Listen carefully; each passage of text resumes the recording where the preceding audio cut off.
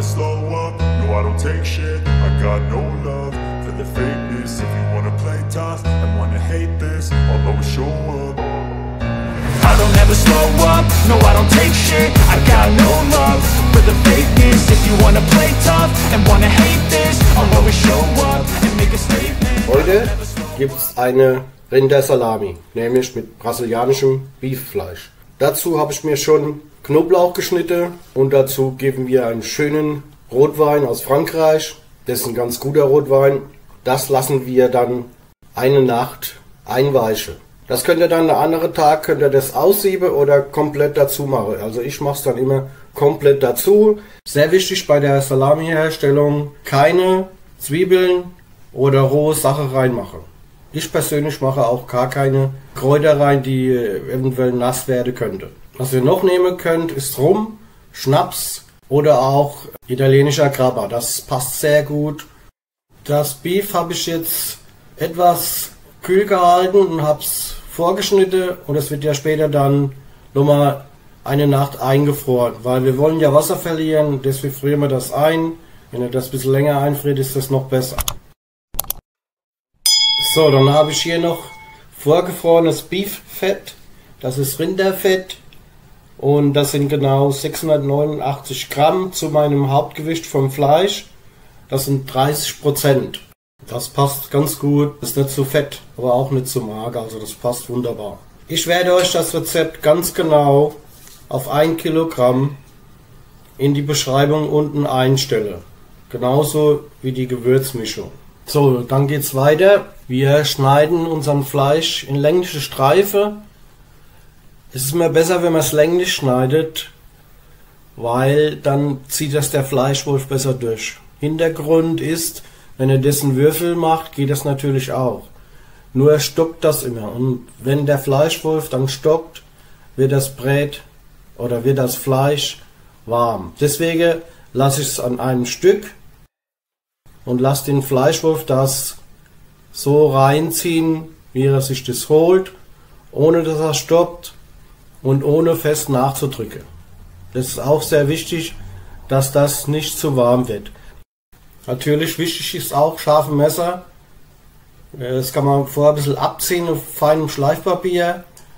Und natürlich ein guter Fleischwolf. Also mit so einem alten Fleischwolf, da kann man vielleicht einen Fleischkäse machen, aber Salami, das könnt ihr vergessen. Normalerweise wird der Salami gekuttert. Habe ich auch schon gemacht, aber heute mache ich es mal wieder so, weil das für mich die beste Methode ist. Allerdings werde ich vielleicht demnächst das auch mal kuttern. Aber jetzt bei dem Beeffleisch möchte ich ja mal kein Risiko eingehen. So, das Fleisch haben wir jetzt geschnitten, das Speck haben wir auch geschnitten, der Speck ist schon weggefroren und das Fleisch wird auch weggefroren. Ich mache es meistens so, ich friere das mehrere Tage ein. Aus dem Grund, das Fleisch verliert ja beim Einfrieren auch Wasser. Und das wollen wir ja, dass das Fleisch Wasser verliert. Am Arbeitstag früh genug raushole, damit das Fleisch schon ein bisschen aufgetaut ist und dass man es einigermaßen schneiden kann. Dann ist es genau richtig.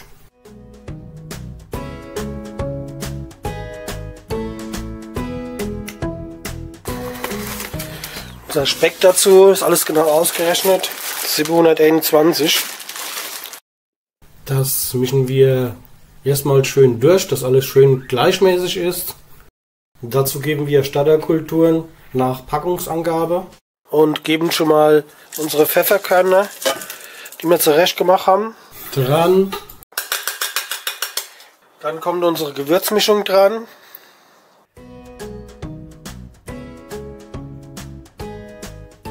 Dann kommt unser Pökelsalz dran.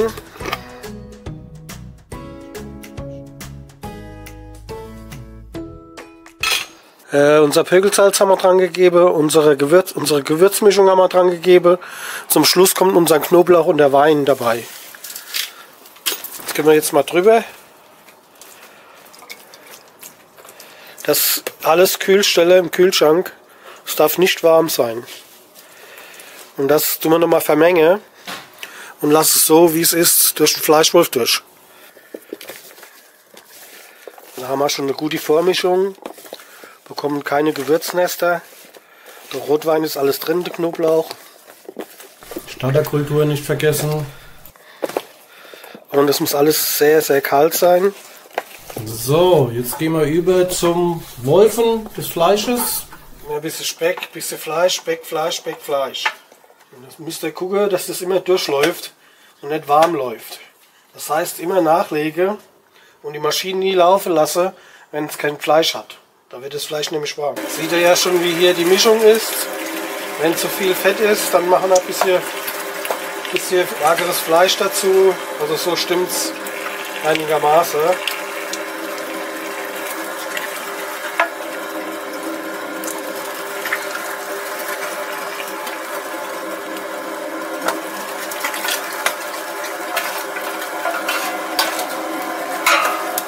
So, Nachfülle.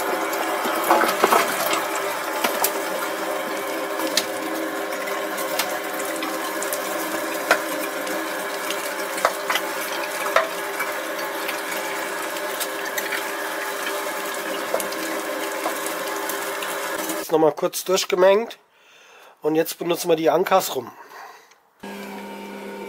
Der Arm habe ich jetzt hier ziemlich in die Mitte gestellt. Das scheint eine gute Stellung zu sein. Allerdings hat das Brett jetzt schon seine Bindung. Das sieht man, weil das schon klebt. Es bleibt schon zu stark überall hängen. Ich wollte es euch jetzt nur noch mal zeigen, wie das dann funktioniert. Also es funktioniert. Von der Bindung her funktioniert es super. Ich habe es vielleicht 2-3 Minuten laufen gelassen und habe eine tolle Bindung gekriegt. Das Fleisch sollte aber auch gut vermischt sein. Wenn ihr da so Stücke noch drin seht, was nicht vermischt ist, dann könnt ihr es ruhig noch ein bisschen laufen lassen. Das ist ein Edelstahltopf, da ist ein Deckel dabei, das decke ich nachher ein bisschen ab, das bleibt saukühl da drin.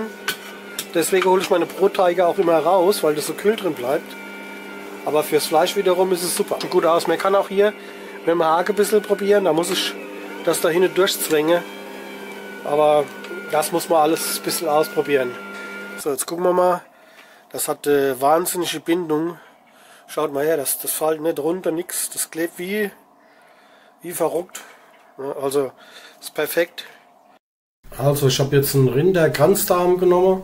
Ich meine, das wäre die kleinste Größe, 37,40. Du kannst auch gerne ein größeres Kaliber verwenden. Aber da wird die Reifung immer schwieriger, umso größer. Man kann auch Hookie-Därme verwenden. Allerdings würde ich da nur die langen empfehlen. Sind halt einfach etwas dicker und wenn man dann die lange nimmt, hat man auch mehr davon. Und die Reifung ist auch noch sehr gut. So, und die Dichtung, die kommt nicht so drauf. Die kommt so drauf. So rum kommt die drauf. Das ist sehr wichtig.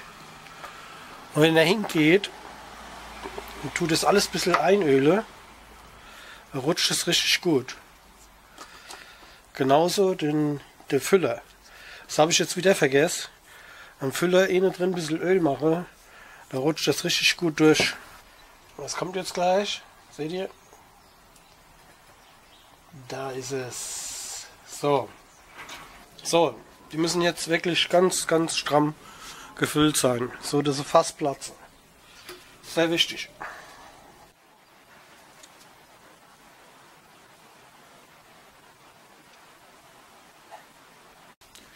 Die erste haben wir jetzt dann schon mal soweit fertig. Und die bin ich ein bisschen weiter ab. Somit habe ich sie schön stramm. So, eine haben wir schon. Seht ihr? Kann man da noch ein bisschen drücken, da ist es ein bisschen dicker, aber die ist einwandfrei. Also einmal. Der Darm kann ruhig weiter hinten sein, da muss man nicht vorziehen, wie bei der Bratwurst oder so, weil durch das zieht er sich schlechter runter und es wird hier stremmer. Manchmal bleibt da so ein Würstchen dran. Das ist immer gut, das kann man dann, wenn es schon fast soweit ist, kann man das abschneiden und kann es dann schon mal probieren.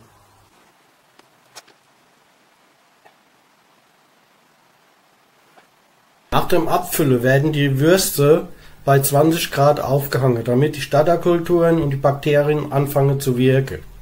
Meine Temperatur war 19-20 Grad und ich habe sie diesmal nur 2 Tage hängen gehabt, normal 3 Tage. Und dann kommen sie ab ins Kühle.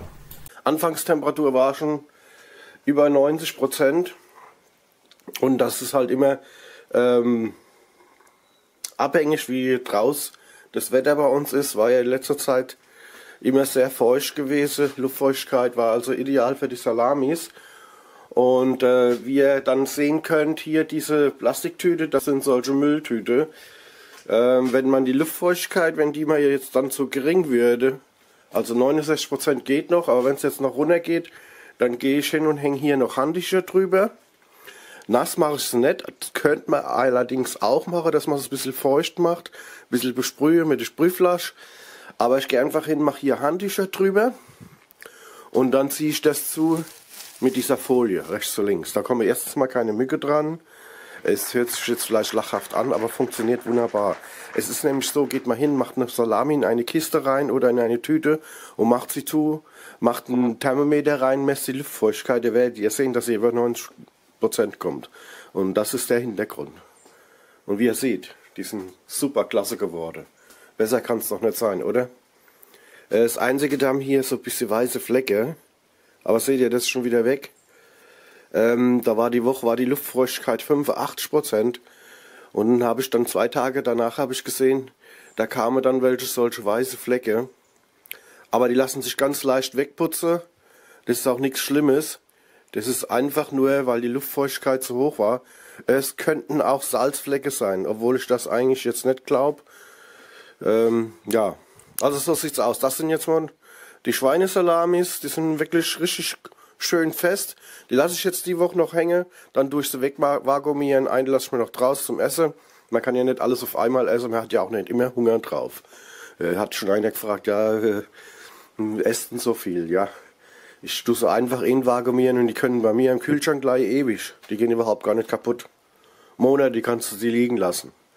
Ja, dann seid mal gespannt auf mein Rindersalami-Video. Wie gesagt, die Rindersalamis sind ja mit brasilianischem Beefsteak. Und da bin ich selbst mal gespannt auf den Geschmack, wie das alles wird. Wie ihr seht hier, das ist ja in der Autogarage bei mir. Ja, und Fahrrad tue ich auch noch fahren. Und ein kleines Mopedchen habe ich auch. Das ist eine YZF 1000. Ja, die hat erst 30.000 Kilometer, die ist also Toppenschuss. Ist eine offene, die habe ich offen gemacht. Die hat 140 PS. Okay, also Räucherspirale vorbereitet. Und die sind mir gestern ausgegangen aus irgendwelchen Grund. Wahrscheinlich ist mir ein bisschen Räuchermehl in die Schüssel gefallen und es hat die Löcher verstopft, die Luftlöcher. Aber heute sollte das funktionieren. So, das lassen wir jetzt erstmal eine halbe Stunde und dann gucken wir, wenn es noch brennt, da geht es ab in den Ofen rein. Also das war jetzt Kaltrauch, 2x 12 Stunden.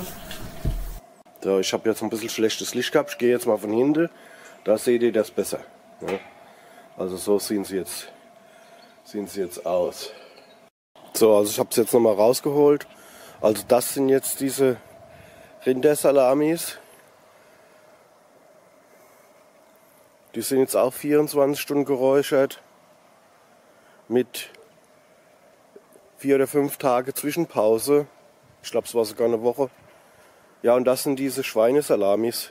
Da läuft schon ein Video davon. Und wie gesagt, ich möchte sie ein bisschen fester haben. Ja. Und die sind auch schon wirklich richtig gut fest. Aber wenn man sie halt anschneidet, da würde ich sie gerne noch ein bisschen fester haben. Also so sieht es dann mal wieder aus in Marios Casa. Und hier nochmal kurz zum Vergleich. So haben sie vorm Räuchern ausgesehen. Also hier seht ihr jetzt die Schweinesalamis von dem Video, wo schon läuft. Und da hinten die bisschen dunklere, das sind die Rindersalamis. Also die Salamis wurden mit Kaltrauch geräuchert, nicht höher wie 20 Grad war es bei mir, mit 0,1 bis 0,4 mm Räucherspan, Buchenmehl von Goldspan bei mir im Shop zu erwerben. So, endlich sind wir soweit. Für mich ist es auch immer sehr, sehr viel Arbeit. Das Ganze geht über eine Woche, dann die Videos schneide. Die dauern auch sehr, sehr lange.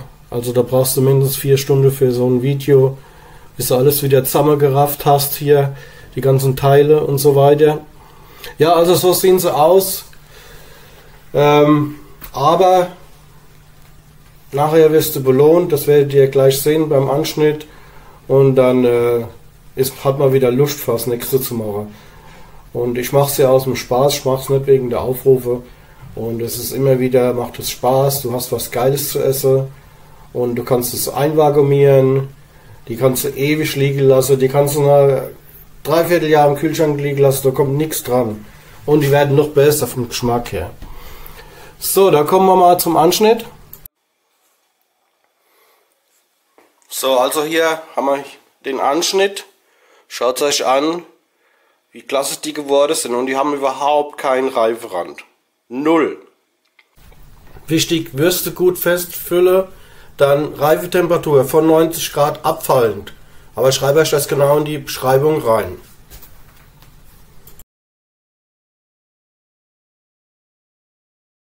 Die sind erstmal richtig abgefüllt, schön stramm. Seht ihr überhaupt keine Luftlöcher. So, hier nochmal kurz den Anschnitt, den ich gemacht hatte. Dass man es auch mal sieht. Ja, ich glaube, dazu brauchen wir jetzt nicht mehr viel zu sagen. Alles gut. Dann abonniert meinen Kanal, damit ich weitere Videos machen kann. Und tschüss.